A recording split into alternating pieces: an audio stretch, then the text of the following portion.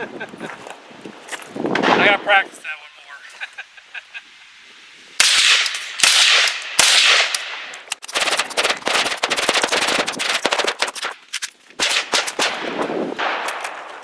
Is there one in there? Yeah. So you might want to put that in all the way. You might want to do that. Yeah, dirt.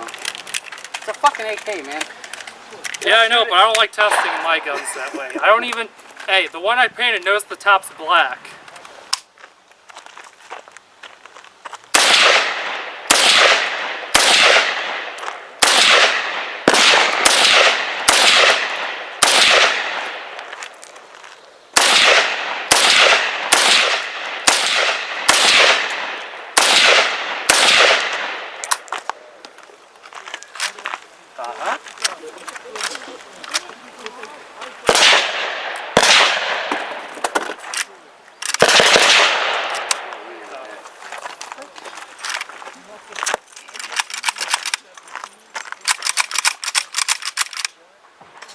I broke your gun, dude.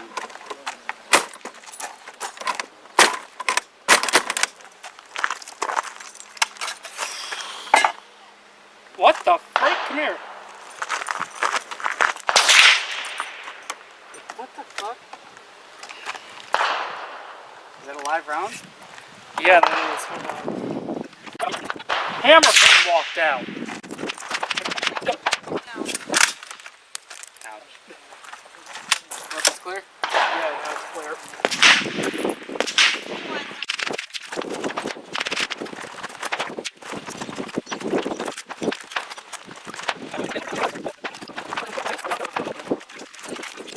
Greetings, comrades. So as you can see in the video, I had a few problems with this gun.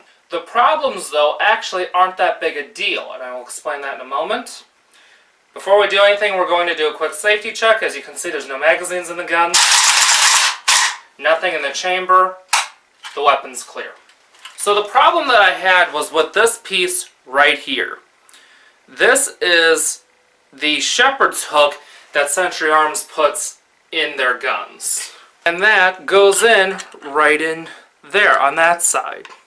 So as you can see now, I had the shepherd's hook replaced with a retaining plate. So what ended up happening was that this shepherd's hook bent.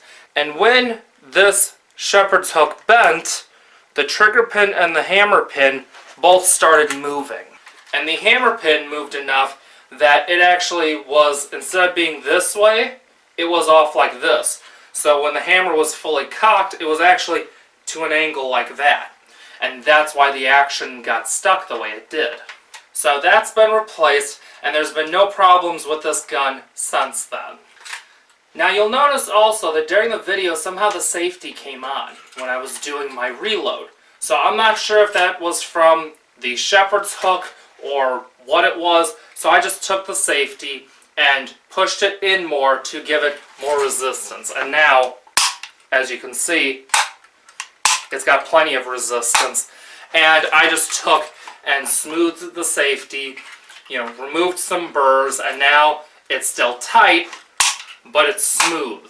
The fact that this had a shepherd's hook that bent bothers me, because had this been a situation, other than just at the shooting range, this could have been a problem. I could have had this gun at a class or something, and that could have caused me a problem during the class. Or, of course, during a defensive situation or a hunting situation or whatever. At the shooting range, it's more of an inconvenience. At a class, a slightly bigger inconvenience. In a self-defense situation, not acceptable. So, Century Arms needs to change out those shepherd's hooks with the retaining plates and stop being cheap about it.